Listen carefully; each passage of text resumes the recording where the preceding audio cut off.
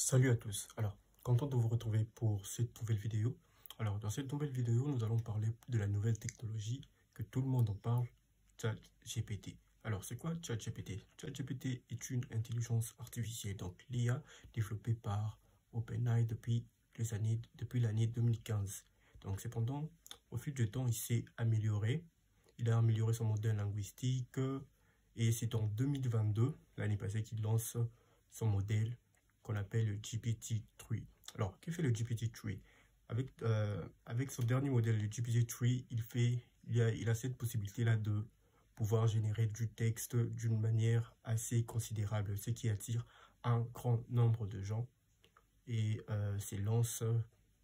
Cependant, il est important de noter que l'intelligence artificielle n'est pas que connue grâce à la médiatique, mais il est aussi connu grâce à certaines utilisations, comme dans la traduction, dans la programmation, dans le contenu de texte, dans l'assistance de recherche de texte, tout ça, tout ça. Et donc, ce qui est bien que l'intelligence artificielle continue d'évoluer au fil du temps, au fil des années.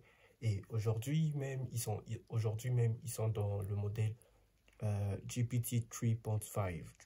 L'intelligence artificielle a aussi des avantages comme des désavantages. Par exemple, comme avantage, on a la grande capacité de réponse de suivi.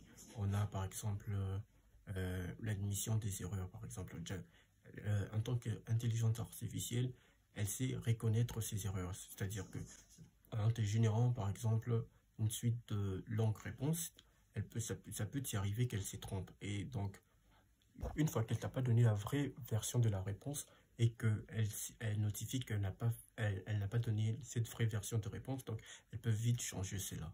Elle a été formée sur une large gamme de données provenant de diverses sources, ce qui permet d'avoir accès à une quantité variable d'informations. Donc ça fait aussi partie de ses avantages. Elle te génère des réponses assez rapidement, c'est-à-dire c'est qu'un humain normal peut te prendre, par exemple, en 15 minutes, peut te faire en 15 minutes pour te l'écrire, bah lui, il te le fait en quelques secondes. Alors, l'un de ses avantages, c'est qu'elle est aussi accessible en tout moment, c'est-à-dire 24 heures sur 24, 7 jours sur 7 et n'importe où. Oui, j'ai bien dit n'importe où, c'est-à-dire que tu as accès à ça gratuitement n'importe où. Donc, tu peux être en Afrique, tu peux avoir accès à ça, en Europe, en Amérique, en Asie, tout ça, tout ça. Même s'il y a certains pays qui sont un peu restreints. D'ailleurs, je vais parler de ça dans ma prochaine vidéo.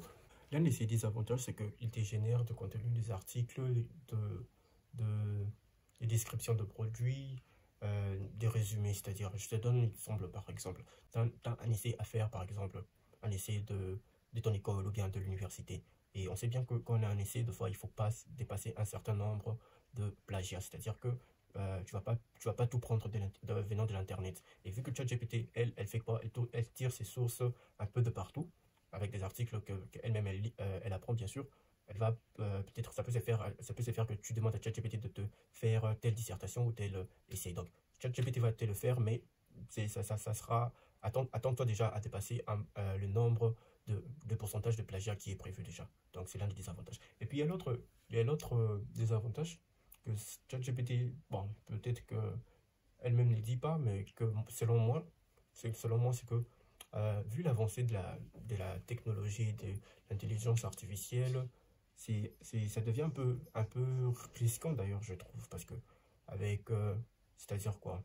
C'est que l'homme aujourd'hui, on sait que l'homme est capable de beaucoup de choses, mais avec l'intelligence artificielle, c'est encore beaucoup plus mieux parce que c'est que l'intelligence artificielle te fait un peu de temps, en quelques secondes, facilement, bah l'homme il va pas te le faire, tu vois. Et puis du coup, certains emplois à la longue ne pourront peut-être pas être là, vu l'avancée de la technologie et de l'intelligence artificielle.